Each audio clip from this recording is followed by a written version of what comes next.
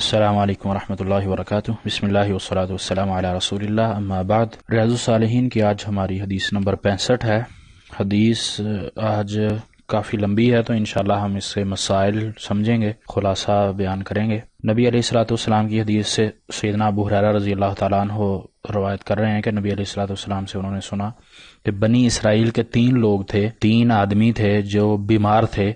جن میں سے ایک کو برس کا مرض تھا، یعنی دبے سفید جو ہوتے ہیں جسم پر انسان کے، اور دوسرا گنجا اور تیسرا اندھا۔ تو ان کے معاشرے میں یعنی ان کے رہن سہن میں لوگ ان کو بہت برا جانتے تھے ان 3 وجوہات کی وجہ سے۔ ان کے قریب کوئی نہیں آتا تھا، ان کا کوئی دوست نہیں بنتا تھا۔ برس والا جو تھا مریض وہ بھی، گنجا بھی اور اندھا بھی، تو لوگ ان سے دور رہتے تھے۔ اللہ کی طرف سے ان پر فرشتہ آیا انسانی شکل میں، تو اس نے یہ چیز کہی، پوچھی۔ سب سے پہلے وہ برس والے کے پاس آیا کہ تجھے کس چیز سے پیار ہے، کون سی چیز تو چاہتا ہے، یا سب سے زیادہ کون سی چیز تجھے پیاری ہے، یا انسان کی خواہش اس کی پوچھی۔ تو اس نے کہا کہ میں اچھا رنگ، خوبصورت جسم چاہتا ہوں۔ ظاہر ہے جو چیز اس کے پاس نہیں تھی وہ اس کا طلبگار تھا، اس چیز کا اس کو احساس تھا، تو اس نے وہی چیز مانگی۔ تو اللہ کے حکم سے اس فرشتے نے اس کے جسم پر ہاتھ پھیرا اور اس کو اس بیماری سے اللہ کے حکم سے دور کر دیا، اور ساتھ پھر اس کو یہ بھی پوچھا کہ مال میں تجھے کیا پسند ہے، تو اس نے کہا اونٹ، یا راوی کہتا ہے گائے شاید، لیکن اس کو پھر ایک 10 ماہ کی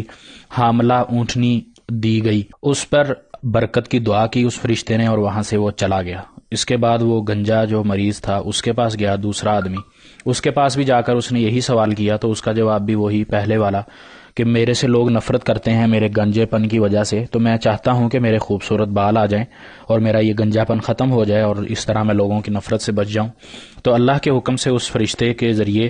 فرشتے نے اس پر ہاتھ پھیرا، تو اللہ کی طرف سے اس کا گنج پن دور ہو گیا، اس کے بال اگائے، اور پھر اس سے بھی فرشتے نے وہی سوال کیا کہ تجھے کون سا مال پیارا ہے، تو اس نے کہا مجھے گائے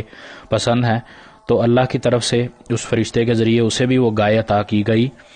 اور حاملہ گائے عطا کی گئی، اور اس پر بھی اس فرشتے نے دعا دی کہ اللہ تعالیٰ تجھے اس میں برکت دے۔ اس کے بعد فرشتہ تیسرے شخص کے پاس گیا جو اندھا تھا، اس سے یہ سوال کیا، تو اس نے بھی اپنی بینائی کا بتلایا کہ مجھے یہ چیز چاہیے کہ اللہ مجھے یہ چیز دے دے تاکہ میں لوگوں کو دیکھ سکوں۔ تو فرشتے نے اس پر بھی ہاتھ پھیرا، تو اللہ کے حکم سے اس کی بینائی واپس آ گئی۔ پھر فرشتے نے اس سے سوال کیا تجھے کون سا مال چاہیے، اس نے بکریاں بتلائیں، تو اسے بھی ایک بکری دی گئی جو حاملہ تھی، بچے جننے والی تھی، اور اس پر پھر فرشتے نے اس کو دعا دی، اور یہ بھی ساتھ کہا کہ تیرے دونوں ساتھی جو پہلے گزرے ہیں ان کے بھی اللہ برکت دے اور تجھے بھی اللہ برکت دے۔ اس کے بعد وہ فرشتہ چلا گیا۔ اب ان 3 انسانوں کے پاس سے اللہ کے حکم سے جو فرشتہ آیا تھا وہ ان کی کمی کوتاہی، جو ان کے پاس جس چیز کی کمی تھی وہ ان کو عطا کر دی گئی۔ اب یہ اللہ کی حکمت تھی، اللہ کی مشیت تھی۔ اس کے بعد ان کو ان 3 چیزوں سے آزمایا گیا، یعنی ان کو صحت بھی دی، عافیت بھی دی، اور اس کے بعد ان کو مال بھی دیا۔ ان کو جب آزمایا گیا تو فرشتے کو پھر اللہ نے بھیجا، اور وہ پہلے شخص کے پاس گیا، وہی جو برس کا مرض تھا جس کو، اس کے پاس گیا تو اس نے انکار کر دیا۔ فرشتے نے اس کے پاس سوال کیا کہ میں غریب ہوں، مسکین ہوں، میرا راستہ بہت لمبا ہے، اور میرے پاس پہنچنے کا کوئی وسیلہ نہیں ہے، اللہ کے بعد تو مجھے نظر آیا، تیرے پاس میں آیا ہوں، اللہ کی ذات پر اعتماد، اور اس کے بعد تیری ذات پہ میں بھروسہ کر کے تیرے سے سوال کرتا ہوں، اور پھر اس ذات کے نام سے سوال کرتا ہوں، یعنی پہلے اللہ پر بھروسہ کیا، پھر کہا کہ تیرے پر، اور پھر سوال تیرے سے میں اللہ کے نام کا ہی کر رہا ہوں، نہ کہ کسی اور چیز سے، اور اس ذات کے نام کا میں تیرے سے سوال کر رہا ہوں جس نے تجھے اچھا رنگ دیا، خوبصورت جسم دیا اور مال عطا کیا۔ یعنی اس فرشتے نے اس کو یہ نکات بھی بتلائے کہ تو پہلے اس طرح کا تھا، اور یہ اللہ نے تجھے دی، یہ چیزیں اللہ نے تجھے عطا کی، اور ان چیزوں کے عطا کرنے والے کے نام پہ میں تیرے سے سوال کرتا ہوں۔ لیکن آزمائش تھی اس کی اللہ کی طرف سے، وہ اس چیز کو انکار کر دیا، اس نے اس کو جھٹلانے لگا، اور کہا کہ یہ تو میرے پاس میرے خاندانی چلتا آ رہا ہے، اور یہ میرے وراثت میں مجھے یہ ملا ہے۔ وہ اپنی بیماری کو بھی بھول گیا، لوگ اس سے جو نفرت کرتے تھے وہ اس چیز کو بھی بھول گیا، وہ اللہ کے دیے ہوئے انعامات کو بھلا کر اس نے اس چیز کو جھٹلا دیا، اور کہا کہ نہیں، میں تو ایسا نہ تھا، بلکہ یہ میرے وراثت میں باپ دادا سے مجھے چلتا ہوا آ رہا ہے۔ تو پھر اسی فرشتے نے اس کو یہ کہا کہ تو جھوٹ ہے، اگر تو یہ جھوٹ بول رہا ہے تو پھر اللہ تجھے ویسا کر دے جیسا تو تھا۔ اس کے بعد فرشتہ اگلے شخص کے پاس گیا جو گنجا تھا، اس کے پاس بھی جا کر یہی بات ہوئی، یہی معاملہ ہوا، تو اس نے بھی اس چیز سے انکار کر دیا کہ نہ میں گنجا تھا، نہ یہ میرے پاس یہ چیزیں اس طرح آئیں۔ تو پھر فرشتے نے اس کو بھی یہی کہا کہ اگر تو اس چیز میں جو تو کہہ رہا ہے اس کو تو جھٹلا رہا ہے، اگر ایسا ہی ہے تو اللہ تجھے ویسا کر دے جیسا تو پہلے تھا۔ اس شخص کو بھی یہ بات کہہ کے فرشتہ تیسرے شخص کے پاس گیا جو اندھا تھا، اس کے پاس گیا تو اس نے کہا ہاں یقیناً میں مسکین بھی تھا اور میں بیمار بھی تھا،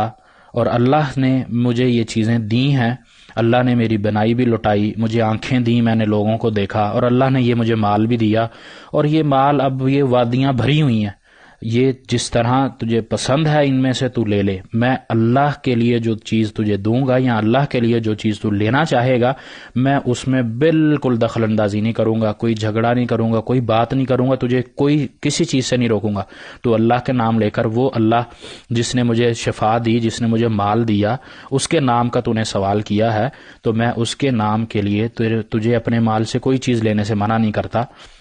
کیونکہ یہ سارا مال اسی ذات کا دیا ہوا ہے۔ تو فرشتے نے کہا کہ یہ تو اپنے پاس رکھ، تیرا مال تجھے ہی ہو نصیب ہو، یہ صرف اللہ کی طرف سے آزمائش تھی جس میں تیرے سابقہ دونوں ساتھی ناکام ہوئے اور اللہ نے تجھے کامیاب کیا۔ یہ اللہ کی طرف سے بھی ہوتا ہے اور انسان کی اپنی خواہش، اپنی جستجو بھی ہوتی ہے، اپنے دل کا ارادہ بھی ہوتا ہے۔ تو اس کا ارادہ نیک تھا، اس نے اپنی گزشتہ زندگی کو یاد رکھا کہ میں پہلے کیسے تھا اور اب اللہ نے میرے پر جو انعامات کیے ہیں اس کے بعد میں کیسا تھا، تو اللہ اس سے راضی ہوا اور اللہ جو پہلے دو لوگ تھے ان سے ناراض ہوا۔ یہ روایت بخاری اور مسلم کی ہے، متفق علیہ حدیث ہے، اور اللہ کے نبی علیہ الصلوۃ والسلام نے یہ بنی اسرائیل کے 3 لوگوں کا قصہ بیان کیا تھا۔ اب اس حدیث سے جو ہمیں سبق ملتا ہے، درس ملتا ہے، اس میں جو مسائل ہیں وہ یہ کہ اللہ کی ذات کو کبھی بھی ہمیں نہیں بھلانا چاہیے۔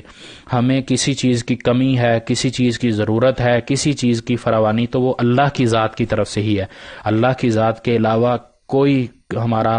نہ کوئی اچھا کر سکتا ہے نہ برا کر سکتا ہے، جس طرح ہم نے پہلے بھی اسی باب میں حدیث پڑھی ہے۔ اس کے علاوہ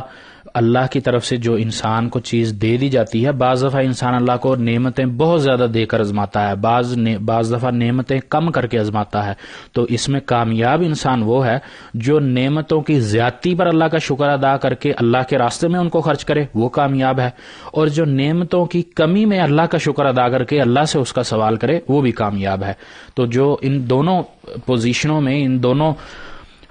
ٹائموں میں اگر اللہ کے ہاں رجوع نہیں کرتا اور اللہ سے روح گردانی کر لیتا ہے تو وہ ناکام ٹھہر جاتا ہے۔ اسی طرح اس حدیث میں جو ہمیں ایک اور درس ملتا ہے وہ یہ کہ اللہ کا دیا ہوا جو انعام ہے، اللہ کا دیا ہوا جو مال ہے، اس کو اللہ کے راستے میں زیادہ سے زیادہ خرچ کرنا چاہیے۔ پھر اس حدیث میں ایک مسئلہ یہ کہ جو اللہ کے نام کے لیے جس نے سوال کیا ہے، اس سائل کو اگر آپ کی حیثیت میں ہے تو اس سائل کو خالی نہیں لوٹانا چاہیے۔ اب اس کا مسئلہ ہے کہ وہ سچ بول رہا ہے یا جھوٹ بول رہا ہے، اس کا معاملہ اللہ کے ہاں ہے، اللہ کے سپرد اس کا معاملہ ہے۔ آپ نے جو چیز ادا کر دی اور اپنی خالص نیت رکھ کر کی، اپنے دل سے دی، تو وہ انشاءاللہ تعالیٰ آپ کی اللہ کے ہاں قبول ہوگی۔ اب وہ معاملہ لینے والے پر ہے کہ وہ سچ کہہ رہا ہے یا جھوٹ بول رہا ہے، اور یہ اس طرح اللہ کی نعمتوں کا شکر بھی ہوتا ہے۔ اسی طرح انسان کو اپنے رویہ درست رکھنے کی بھی ضرورت ہوتی ہے کہ وہ جھوٹ نہ بولے، جس طرح اس حدیث میں کہ پہلے دونوں نے انکار کر دیا، یہ کہہ دیا کہ ہمارے ورثاء سے ہے، یہ تو ہمیں تو اس طرح نہیں ہوا، یعنی انہوں نے جھوٹ بھی بول دیا، پھر بخل کیا، پھر تکبر بھی کیا کہ میرے پاس بہت مال ہے۔ تو یہ ان ساری چیزوں سے ہمیں اجتناب کرنے کا حکم دیا گیا، کیونکہ یہ اللہ کی ناراضگی کو مول لینے والے کام ہیں، تو ان کو ہمیں اپنے سے دور کرنا ہے۔ اور یہ جب چیزیں ہم یہ اپنے سے دور رکھیں گے تو ہمارے معاشرے میں بھی بہت اصلاح ہوگی، ہمارا معاشرہ بھی بہتر ہوگا۔